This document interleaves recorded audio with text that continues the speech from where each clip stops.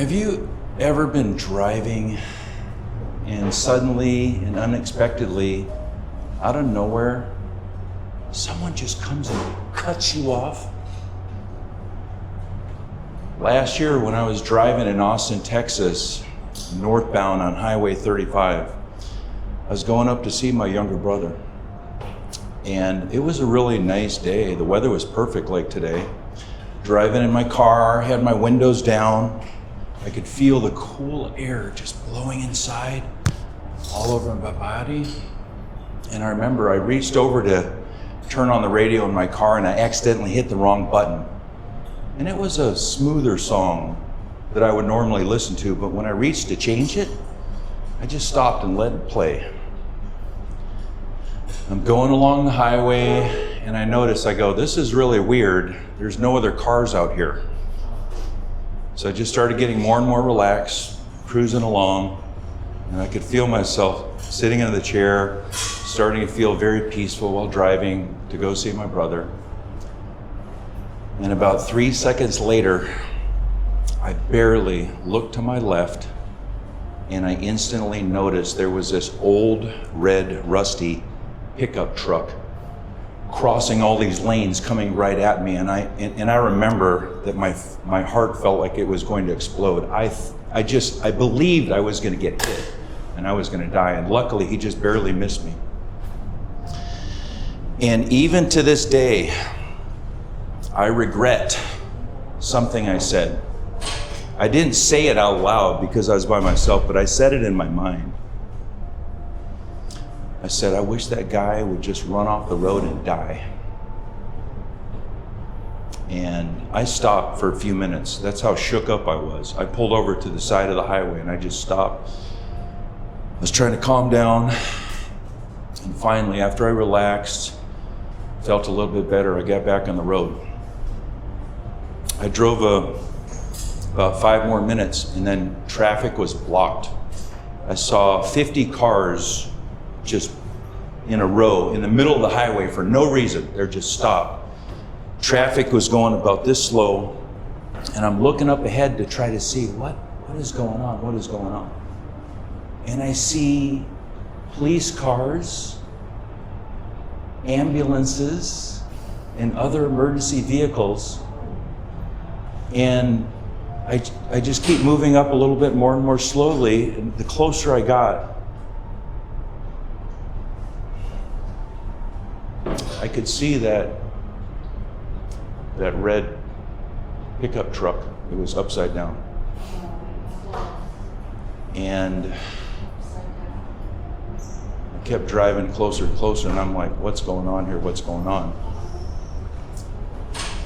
I finally got close enough to where I could see the people walking around, and I saw a gurney. It's like one of those emergency tables out of the ambulance. They pull it out, and it's got the white sheets on it. And I thought I saw a body underneath the white sheet on this gurney, on this rolling table, right next to the ambulance. And can you imagine what I was thinking? I kept pulling forward, and finally I got a really good look. And it was the driver. But the white sheet wasn't covering his whole body. It only came up to here. And I saw him. He was leaning and he was talking to the emergency people like he was okay, and he was smiling. And I'm just, I don't know why I felt the way I did, but I do remember what I said. And that was one of the biggest lessons I ever had. So, I can continue this story, and I can give you an ending. I can give you a close. I can tell you a key message, like, be careful what you wish for. I can do all of these things. But I'm wondering, does anyone remember the first 3 words that I said? The first, what? Have you ever? Say it again. Have you ever? Have you ever? Does that sound about right? Yes. I was standing over here on my computer, and finally I get up. And I'm standing here. I didn't say anything. I waited a couple extra seconds. Maybe it seemed a little awkward. Why isn't he saying anything? And then I go, have you ever and I took a step forward, and I paused just a little bit.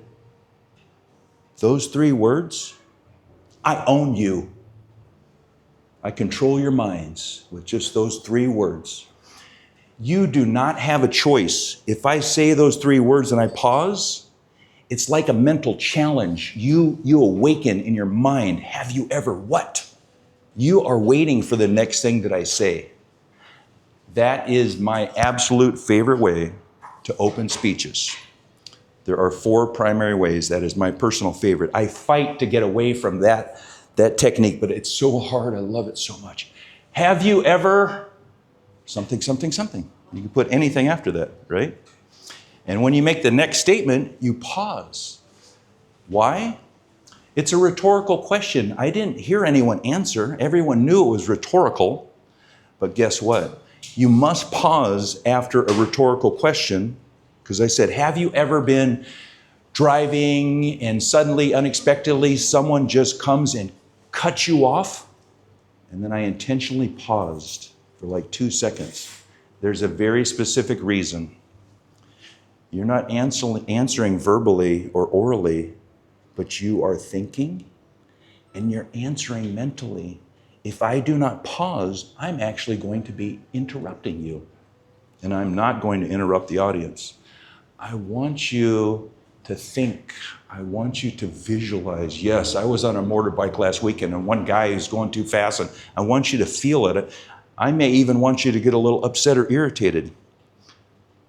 I'm grabbing you deeper and deeper, and I'm holding you. I'm getting you into a little bit of emotional state. Good engagement. So that's opening technique. And then I relax, I step back, I go into a story, I paint a little picture, sounds all nice, everything's all comfortable, and then something comes and messes it all up. And then, anyways, that's how the beginning of the story goes. So that was an example of how to open a speech using a rhetorical question and a personal story. So, in 5 words or less, what did I talk about? Less than 5 words. Anything. You could use 2 words, 3 words. You could name the topic, the subject. What did I talk about? You almost got an accent. Okay. Anybody else? Be careful what you wish for. Message. Be careful what you wish for. Okay. Well, I wanted to say. Okay. Almost got an accident, right? Okay, now I want you to think about something. When you have thought before in the past, it could have been last week, last 6 months, and you're thinking about, oh, what should I talk about in my next speech? What should I talk about? I have a feeling some people are searching their database and saying, oh, I got to talk about something unique. I got to talk about something interesting. I got to talk about something special, something grand, like bungee jumping blindfolded or something, right? We're stuck in this mindset where we got to come up with something really, really special. But my story was only about almost having an accident. That doesn't sound that special. But why did it feel special? Almost having an accident, getting cut off, going to the park with your family, going out to eat, riding a bus. These are all day-to-day life things that can be made in some of the most powerful speeches. And the reason why is because everyone understands. I didn't even notice you here. What's up, Davis? Wow, he's looking at him. Yeah. It's everyday topics. Everyone can easily understand. People don't have to work really hard to figure it out. Everyone has access. Everyone's probably already experienced it. It's deeply connecting to everyone on a day-to-day basis. If I start, now I can talk about blindfolded bungee jumping off a crane from 200 meters swinging in the air because I have a little more skill in giving these stories. But the problem is when you talk about something a little extreme or unique, a lot of the audience, some people might say, I'm never going to have an opportunity to do that. Okay, it's pretty interesting. So there's a little risk that I might lose some of the audience, you know? And if I'm not careful, like, oh, I'm special, I bungee jumped and all this other stuff. Well, everyone's gone. They want to go home. You know what I mean? So I'm talking about topics that are everyday. So what that means is you don't need to reach into the sky and grab a star so that you can show it to everybody. You can talk about everyday things. And then at the end, we sold everything, sold our house, our cars, our furniture, everything. And we decided that we're going to find another home somewhere in Southeast Asia. So we're in phase 1 where we're going to country to kind of see what's going on. We made a really big mistake by coming to Vietnam first. Oh my God. We got so spoiled. We love it so much. I love the people. I love the culture. I was in Da Nang for 2 months. I rented a nice 160cc motorcycle, man. I mean, I'm a big guy. I got my wife on the back. Man, I need some power, right? I intentionally waited until rush hour traffic, like 4:59 p.m., got out there, and I found the most craziest, biggest intersections with the rotaries. I wanted madness, right? And I drive right in the middle of that. You know why? It was therapeutic. It was like a mental relaxation spa. Because I was raised in the United States where you slowly, it's, I would say, generally aggressive, especially in the city life. And after time, especially like if you even think you're close to an alpha male, oh boy, you're going to get aggressive. You don't know why. There's only 2 cars in the road and 4 lanes wide open. You have to press into this guy and kind of get the best spot. It's like you don't even know what you're doing. It's ridiculous, right? I don't want to paint a picture for every single person in the United States. Everyone's different. But generally, if you live around the cities, your whole life, chances are very high that you're going to be partially or more aggressive in your driving. And it is absolutely ridiculous. Arguments, cursing, yelling and screaming, sometimes physical contact between cars. Here in Vietnam, many of the intersections, no stop signs, no signals, everybody comes in at the same time, and guess what? No contact, no dirty looks. Somehow, these people making a left turn went into the middle of this concentrated moving mess, and they flowed through and they got through somehow, and I'm just like, what? So when I started the very first day, I just followed a couple Grab drivers and some other people that looked like they knew what they're doing. They kind of went in the intersection, made a little curving left to make a left, and curve around. Oh, that's smooth, that's nice. Every time I could during rush hour traffic, I drove right in the middle of it. It was the most relaxing thing. It's just so peaceful. Even talking about it calms me down. So we love Vietnam. I'm going to make a couple more points, and then I'm going to hand out some documents. It's a worksheet that's going to help everyone more easily create a quick, simple speech. We'll get to that in just a moment.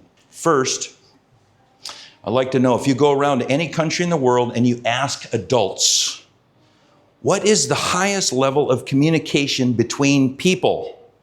Like, what's the highest level? What do you call it? What's the word? The highest level of communication between adults. Oh, they are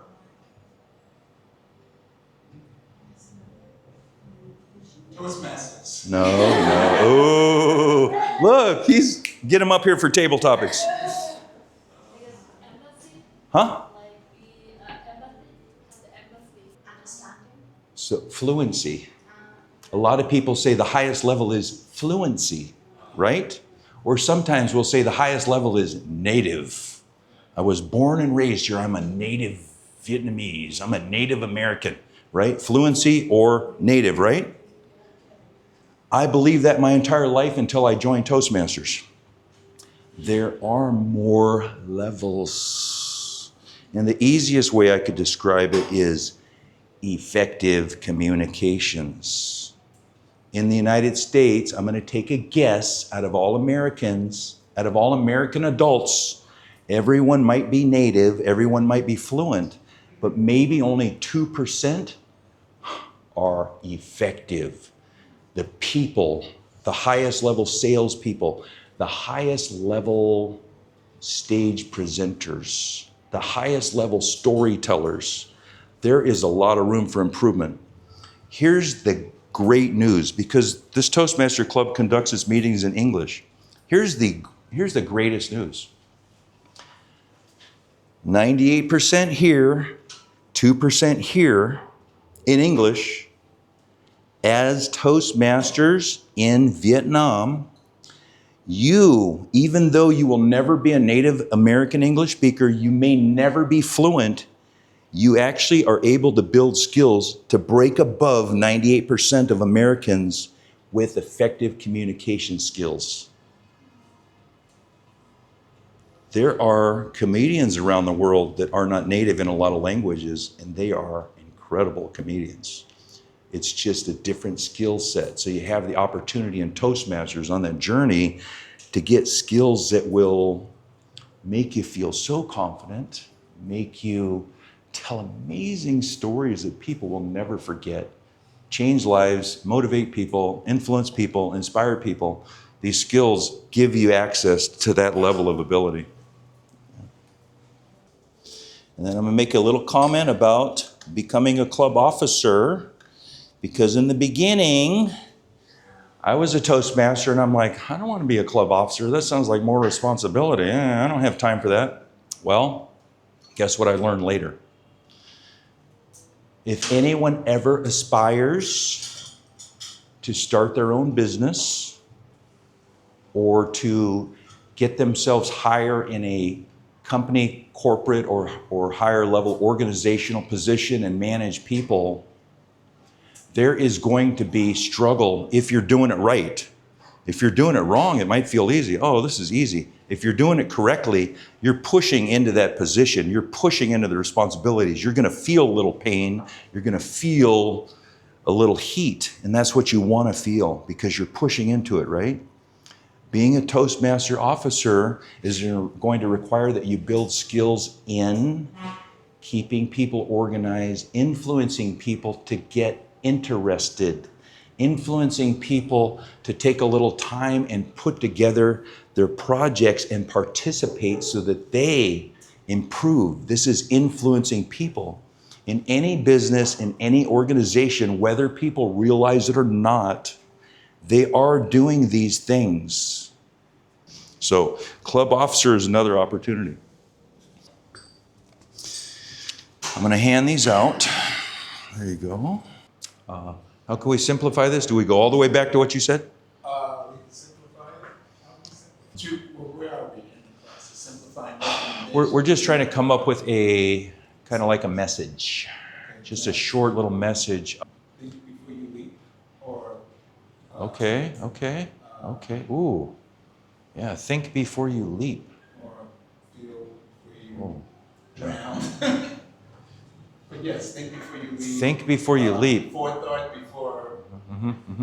Think before you leap. I like it because it's a metaphor and it sounds nice. Yeah. But it has good relevance, right? It ties in. Think before you leap. Love that. But what do you mean by thinking before you leap? No, leap before you jump. Leap, L-E-A-P, like you're leaping off a cliff and dying. So, To change, think. yeah, just put some thought before you jump. Means before you quit. Right. Think before you leap. Yeah. Or think before you quit. Yeah, whatever. Okay. So that's our message. Have you ever worked at a job where Yeah. you felt trapped? There you go. Okay, let's try this. Have you ever worked in a job somewhere that you just couldn't handle it and you just wanted to throw everything away? Last year, see, works, doesn't it? Okay, so we got the opening rhetorical question, we got the pause, and then you could just roll into your story. And then we think about, some recommendations, like another way to think of maybe a call to action is, you make a note of this. Another technique to come up with a call to action is, what would you recommend to somebody to help them do it differently? Spend 30 minutes for the Open questions. Or Anything goes. Open question. We want to listen more from you than halfway. Because it's typically we can come later. But do it at home. yes, Do I it do it at at home. home. Yes, of course. Okay. But the stories and the knowledge is very precious. Okay. So we highly appreciate the time with you. Thank you. So if everyone agree with Daisy, so probably they will work on the pathway later, and at the end of the section today would be the Q&A section. So I think we should give him a big applause for.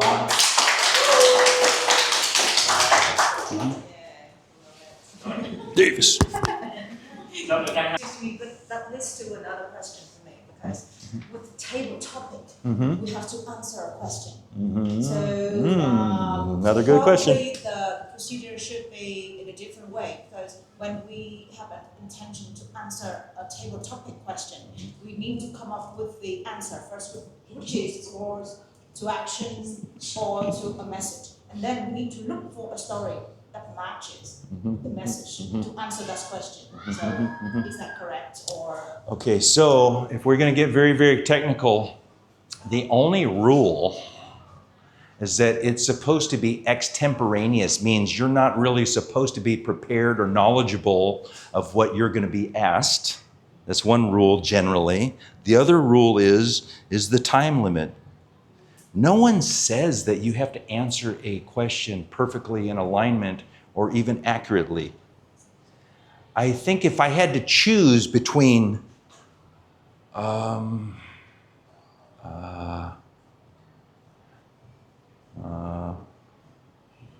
you see this?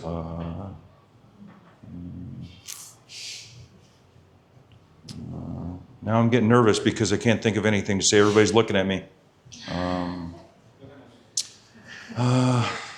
Okay, so that's choice number A. Can't come up with anything. Or choice number B, come up with something even if it doesn't perfectly answer the question, or even if it's not perfect. Me, if I'm in that situation, like if someone said, right now, table topics, John, you're in a situation, blah, blah, blah, blah, blah. What am I going to do? I'm going to search through my database of stories, and I'm going to pick a story. Any story. I'm going to start telling it, and I'm not joking. I kick on my second voice. Hey man, I know you're telling this story. You have no idea what the hell, how you're going to make this connection and alignment, but just relax. Keep telling the story. We're going to come up with something. Okay, got something. Okay, make a left turn. And then, I use a story as a time buffer. Pick any story, man. Just pick any freaking story. And then have that little conversation with yourself in the side of your head. If you can come up with something, great. If you can't, just tell a cool little story and try to make a little connection. Just don't do option A.